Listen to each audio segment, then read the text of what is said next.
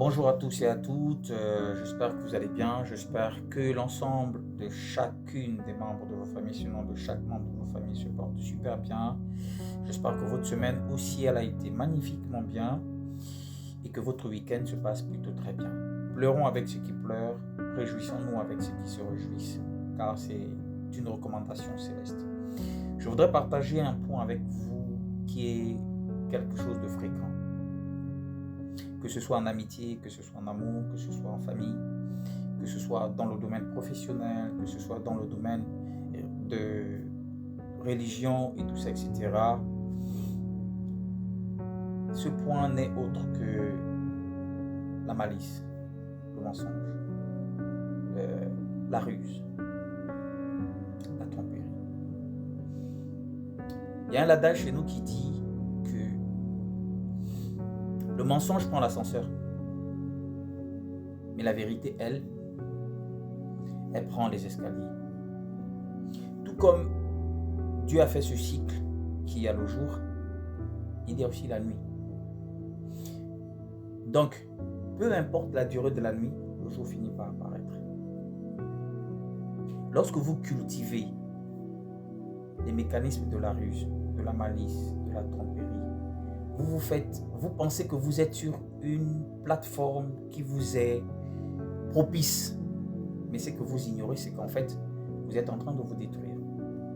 Parce que lorsque vous mentez, vous ne mentez pas à la personne en face à qui vous présentez l'acte de mensonge. Non, vous mentez à vous-même. Lorsque vous faites preuve de plusieurs types de mécanismes pour vouloir préserver, vouloir orienter, vouloir canaliser, vous mentez vous-même. Donc faites très attention à ça. Parce que c'est quelque chose d'assez gravissime sans que vous vous rendez compte. Parce que vous cultivez cet état dans votre cœur.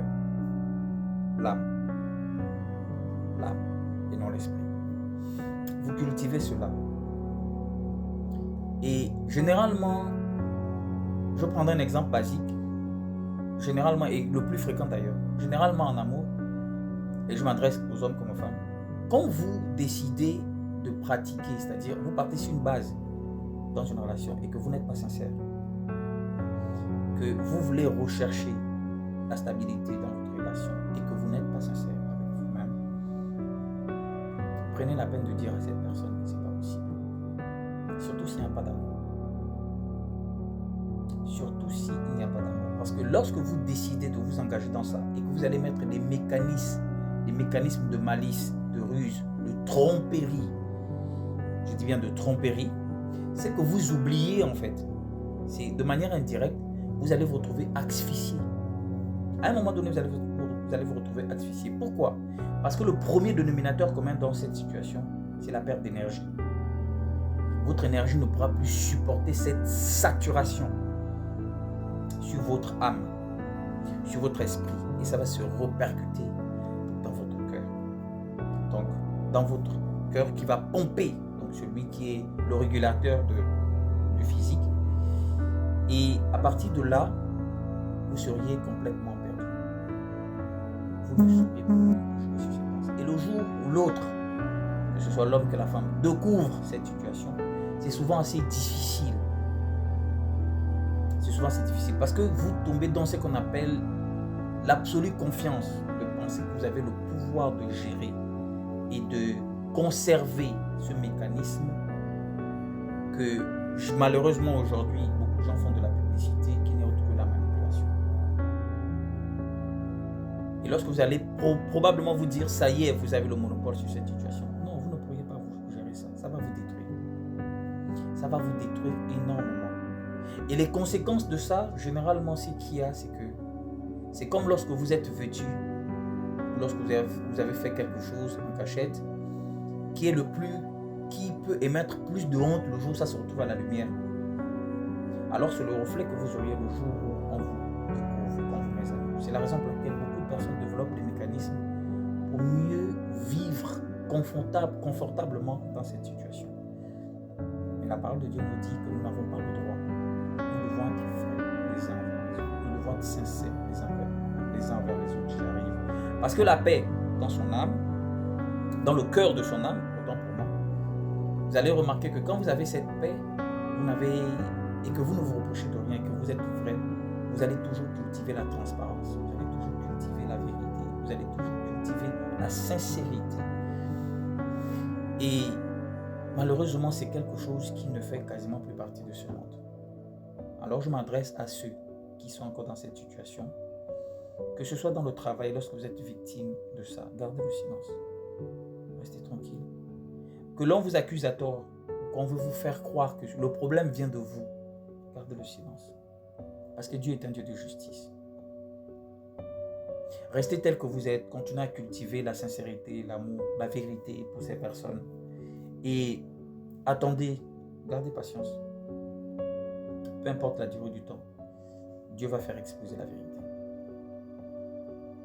Dieu va faire exploser la vérité. Donc, lorsque vous décidez de prendre ces genres de décisions, de pratiquer ce genre de monde, ce genre de vie, autant pour moi, il est important pour vous de vous retirer de la sincérité. Il est important pour vous de demeurer dans cette position, mais très vite. La prolongation que Dieu vous accordera sera une prolongation où il va toujours espérer, tellement il est amour, il va toujours espérer que vous revenez à la réalité.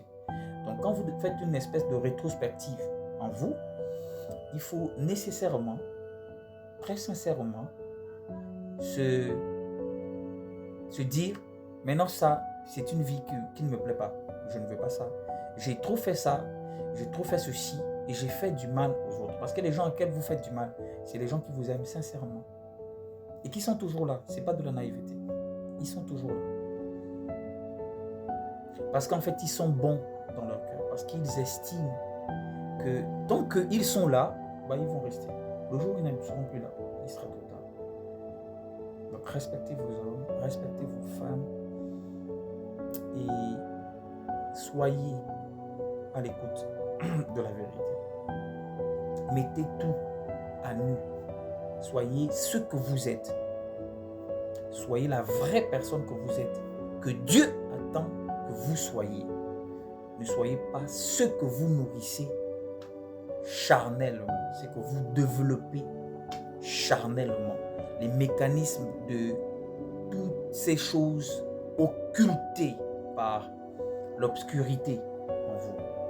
Parce que quand vous pratiquez cela, vous êtes dans l'obscurité. Revenez à la lumière. Jésus est patient, il est doux, il est tolérant. Et vous qui vous retrouvez blessé, frustré, cultivez le pardon, cultivez la lumière, cultivez la paix avec ces personnes et les en voulez pas. Retirez-vous simplement. Si elle est pour vous, elle vous reviendra. Si elle n'est pas pour vous, elle ne vous reviendra pas. Dans le domaine du travail, si, désolé, si ces personnes, si ce travail est pour vous, vous le garderez. S'il n'est pas pour vous, Dieu ouvrira une autre porte qui sera pour vous. Mais vous gardez le silence. Parce que tôt ou tard, même lorsque vous serez parti de cette entreprise, croyez-moi, j'ai vécu cette expérience. La vérité finira par sortir. Et lorsqu'elle sortira, la honte sera sur vous. N'ayez jamais honte. Que les gens pensent, surtout quand vous savez que vous avez raison et que vous ne faites rien de mal, n'ayez jamais honte de cet état d'esprit que vous avez. Parce que nous vivons dans un monde, l'être humain est devenu pour. Donc si c'est dans le cadre familial, développez aussi cet état d'esprit. Alors, le conseil que je te donnerai, c'est si tu veux garder un état d'esprit serein, propre, en bonne et due forme avec toi-même, où tu n'as pas de remords, tu n'as pas de culpabilité, où tu finis les nuits d'insomnie, finis les maux de tête, finis le cœur qui fait mal, finis les insouciances qui vous amènent à vous dégrader physiquement au point où vous finissez par maigrir, ça ne va pas et tout ça, etc. Finis toutes ces choses-là. Conservez un état juste et vous allez voir que vous seriez bien. Même votre sommeil sera doux.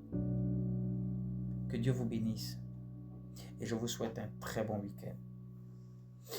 Bonne soirée à tous.